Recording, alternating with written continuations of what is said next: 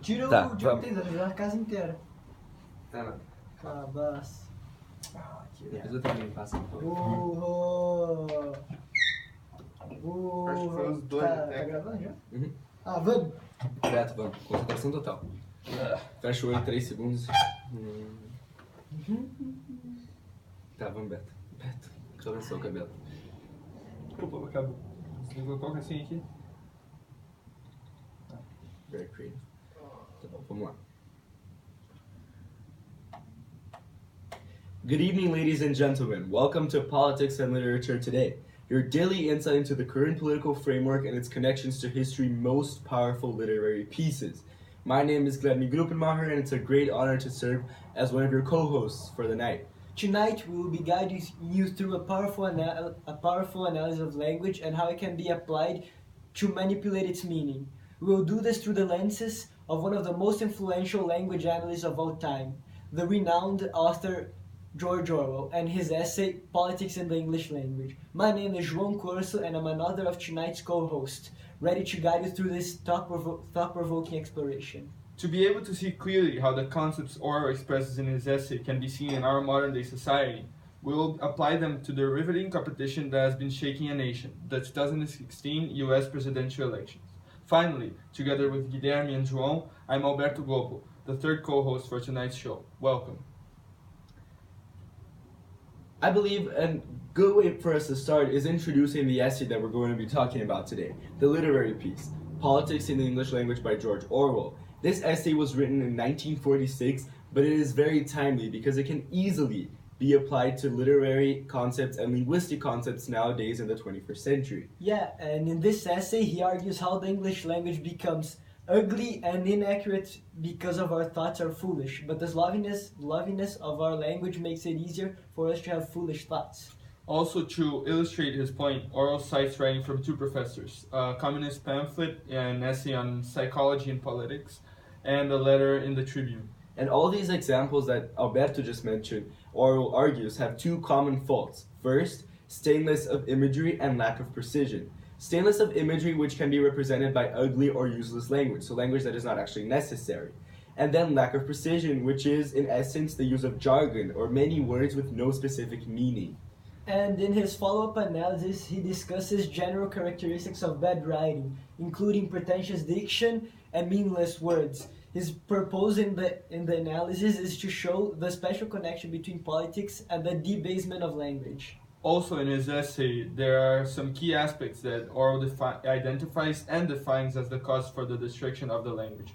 So there's the operators or verbal falsities, which saves the trouble of picking out appropriate verbs and nouns, and at the same time pad each sentence with extra syllables, which give it an appearance of symmetry. Also there's pretentious diction, which João just said, which is used to dress up a simple statement and give an air of scientific impartiality on biased judgments. And also, as you said, the meaningless words, which in the sense that they not only do not point to any discoverable object, but are hardly ever expected to do so by the header, the reader. Exactly. Moving on to our modern connection to this essay, we are going to talk about something very, very important. It is no doubt that things are really heating up in the United States right now as we approach the November presidential elections. On the Democratic side, we have Hillary Clinton, former First Lady, Secretary of State, but she lost the nomination to Obama in 2008, facing an uneasy road with several personal scandals, yet lots of support due to her undoubtedly vast political experience. Now, on the other side, we have the Republican Party, and then there's Donald Trump, one of the nation's richest, famous for his sharp tongue and rough intentions. Pretty much, either you love him or you think he's a pretentious douche. True. Moving on, the way for us to start analyzing this essay in comparison to this modern topic is thinking about our first candidate, Hillary Clinton, and how we can identify some of the concepts Orwell expresses in her speech. While researching, I found a speech that she did in 2010 at the US Department of State. On this speech, she gives us really good examples of what Orwell criticizes during his essay. Yep, let's check it out. Wow, João, that is actually really relevant, and we can see so many examples of Orwell in this essay, in Politics in the English Language, in this video, and especially whenever we see it through this Orwellian lens. First of all, one of the concepts that we can see so clearly are the very famous Orwellian dying metaphors. I mean, when she says things like surging connectivity or unmitigated blessing, they are things in comparisons to society that don't really make sense or have a space in what she's trying to say. And those are clear examples of dying metaphors. Yeah, and also there's the contradiction also, and with when she says amid is in precedent, hijacked, harnessed, where she used like these fancy words to explain a simple idea or a phrase. Finally, she uses the operators, like exploited to undetermined. Instead, she could use a simple phrase that says used for. Yep. And it is also possible, finally, how she uses very powerful words to describe what she is trying to say. She's trying to be negative, so she uses things like machine guns, destroy, Al Qaeda, hatred, crush, deny, all these really, really negative things to give this air of negativity and bad things of through what she is trying to explain. Now, Guy, on the other side, we have, I said before, Trump, and it's the opposite of what Orwell criticizes in his essay, and follows many of the concepts and rules that Orwell states as being correct for an English speaker. So these rules are stated in his essay, which, quoting Orwell, never use a metaphor, simile, or other figure of speech which are used to see in print. Never use a long word where a short one will do. If it is possible to cut a word out, always cut it out. Never use the passive where you can use the active. Never use a foreign phrase, a scientific word, or a jargon word, if you can think of an everyday English equivalent. Break any of these rules sooner than say anything outright barbarous. Gosh, it is so clear to see that differently from Hillary Clinton, Trump really does follow the Orwellian aspects from politics in the English language. I mean, let me quote you a little bit of the things that he said along the way in the elections. Our country could do much better. We would have deficits that are enormous.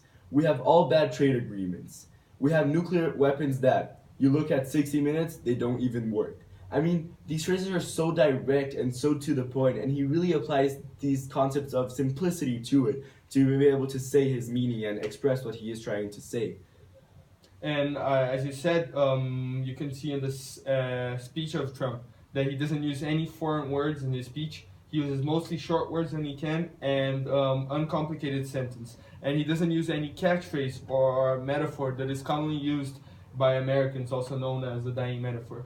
Also, another quote that we could analyze on Orwell's essay is this one. If you simplify your English, you're freed from the worst follies of orthodoxy.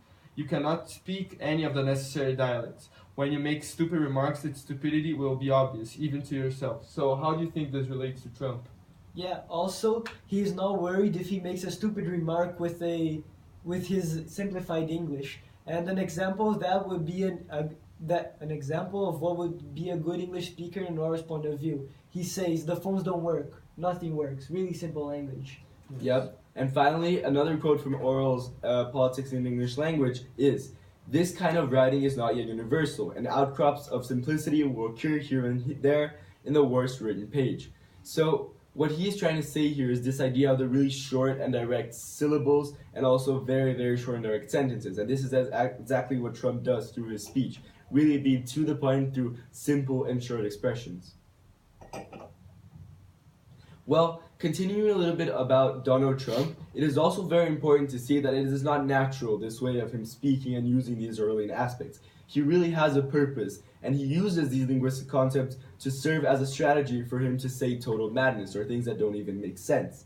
Well, I have a very, very relevant quote from one of the Trump's one of Trump's quotes in the past few months. He says, "When Mexico sends his people, they're not sending their best. They're not sending you. They're not sending you. They're sending people that have lots of problems, and they're bringing those problems with us. They're bringing drugs, they're bringing crime, they're bringing rapists, and some, I assume, are good people." Yeah, so here we can see the use of vast pretentious diction in this excerpt, and allows him to get away with saying something so aggressive. And also there's a repetition of there while he is quoting. And we also can see a big generalization, which he says lots of problems and they're bringing those problems with us. Yeah, and there's the use of passive when active can be used, one of the previously cited rules from politics in the English language. Yep, and what I was trying to say really about this idea that using this linguistic strategy to say things that don't actually are ethical or whatsoever, comes down to the point that through this quote, he really was very racist against the Mexican immigrants coming to the United States. According to Michelle He Lee from the Washington Post, data on immigrants and crime are incomplete. That a range of studies show that there is no evidence immigrants commit more crimes than native-born Americans. In fact, first-generation immigrants are predisposed to lower crime rates than native-born Americans. In essence, what this is that Trump is lying, right? Yeah, exactly. Well, the statistics that I just mentioned actually prove this directly. Unfortunately, this proves also that the pathway Donald Trump is paving for America might lead this country to a very dangerous, delicate, and somewhat colonial position. For with such prejudice in society, as Jamaica Kincaid said in her famous essay on seeing England for the first time, the space between the idea of something and its reality is always wide, deep, and dark. Yeah, so we really hope that this edition of Politics and Literature today gave you new insights and perspectives upon both language and the current political situation in the United States. And it's pretty incredible to see how much literary pieces from the past, like Orwell's Politics in the English language, can be applied nowadays, isn't it? Yes, absolutely. It is fascinating. Thank you so much for joining us, and see you tomorrow for another exclusive exploration. Boa, desculpa que eu fiz Não, essa sem fugida. problema. Tá bom. Cara, foi muito bom. Essa última Tá foi muito melhor irado. do que a... Então, Johnny, vamos mandar pro meu computador já e editar.